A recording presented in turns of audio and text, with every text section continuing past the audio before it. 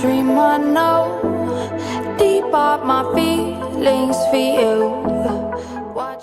Welcome back to Reality Latest Gist, my good people. Welcome back to your number one channel for latest news on politics and many other cocoa with the sub for inside this our green white green country, so we be Nigeria. And as usual, we don't come back with breaking news, we don't come back with updates, we don't come back with fresh reports we go like share, give the general public. And no be like, my good people, this information about the things and things we they play for inside Edo State.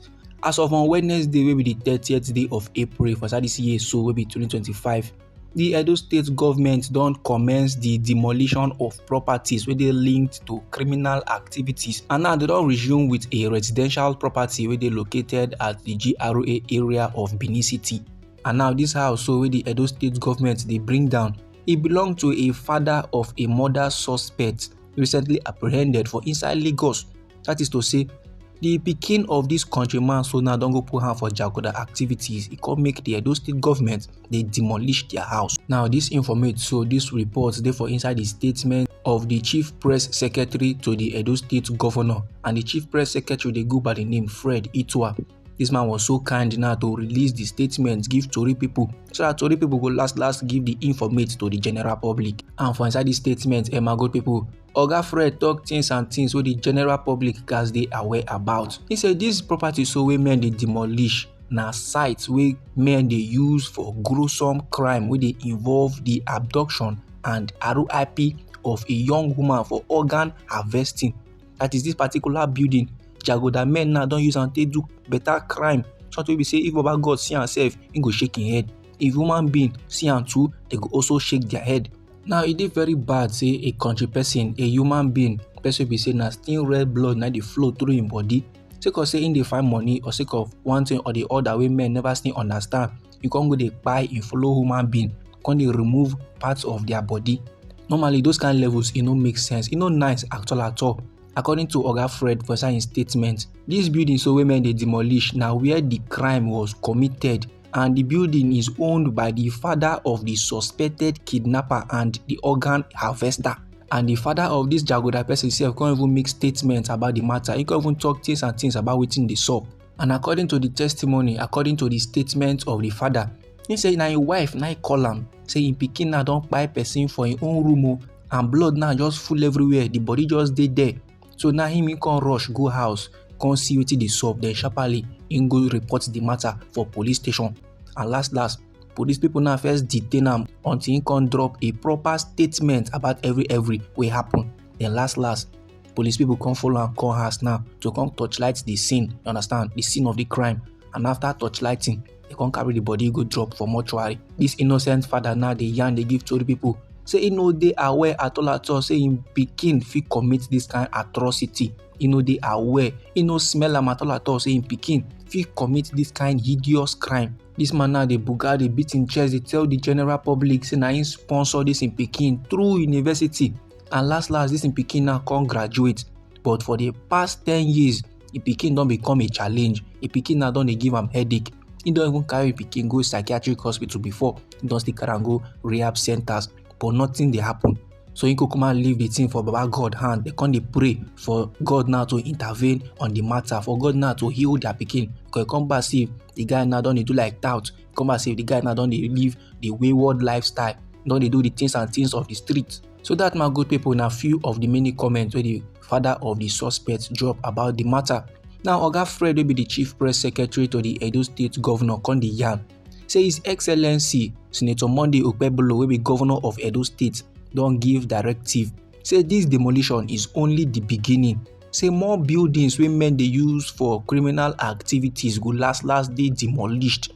If they discover and say men they use their house say they do crime, men they use their house say they do things and things wey no make sense. If they discover that kind of house, that house go reach ground. They go make sure say that house, whether big or small, they go demolish and finish.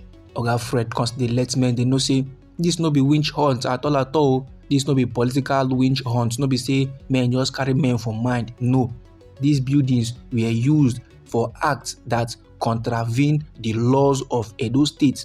Men they use the building now they do things and things where they against human sympathy, where they against the rule of law. We not even they right in the sight of Baba God. And even before now, the governor of Edo State, we don't talk am, we don't make am very much clear. Say anybody wey dey involved in cultism or related crimes go face the full force of the law, no exception. And this report, so this informate na evidence to show say yes, they are not backing down. They don't start am and they go finish am. And this my good people na another reason why men gas comot hand for jaguda activities.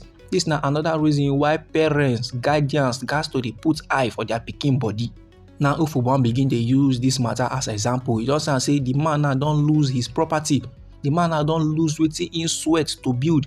If person wan come build this kind house now for this kind economy, everybody know how the thing go cost reach. Everybody fit know the kind pains and every other level wey him go go through before person go fit build this kind house. This na something wey be say one country person go put hand for bad thing before you know government bring down the whole thing, bring down the property. And now Oga Fred now wey be the chief press secretary now don let men dey know say the authorities don confirm am say the suspect has been very much apprehended, and dem gbab this country person so for inside Lagos with human parts wey dem recover from him. That is, the guy now don do the things and things wey him do finish, carry human parts for body, who know where they carry am dey go before. But they don gbab the guy now for Lagos and they go carry am come back Edo State, make him come face the full wrath of the law. Meanwhile, Oga Fred comes dey yarn dey give men say the external hotel wey dey owned by Honourable Matthew, the campaign director general to Aswen Ighodalo, wey be the People's Democratic Party their candidate during the September 21st, 2024 governorship election, that their hotel, men don seal am, and na the Edo State government now seal the facility.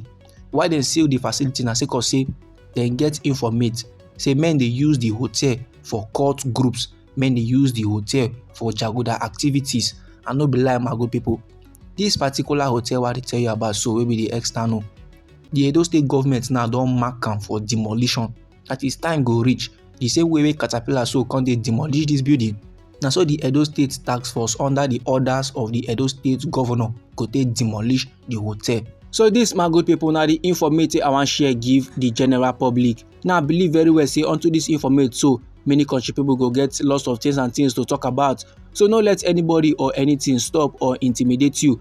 Anyhow the matter be you for body, or if you be say you get contributions about this very particular topic, so feel free make you drop your comments inside our comment section. Once again, now we be reality latest gist, and I would like give on our latest news on politics and many other cocoa with the sup for inside this our green country, so maybe Nigeria. And now if you be say you do this update and you go like to receive more, then sharply make you subscribe to reality latest gist, and don't forget to put on the notification bell so that as we dey bring more news they come your side, now you go first receive the updates and you go even get them sharp.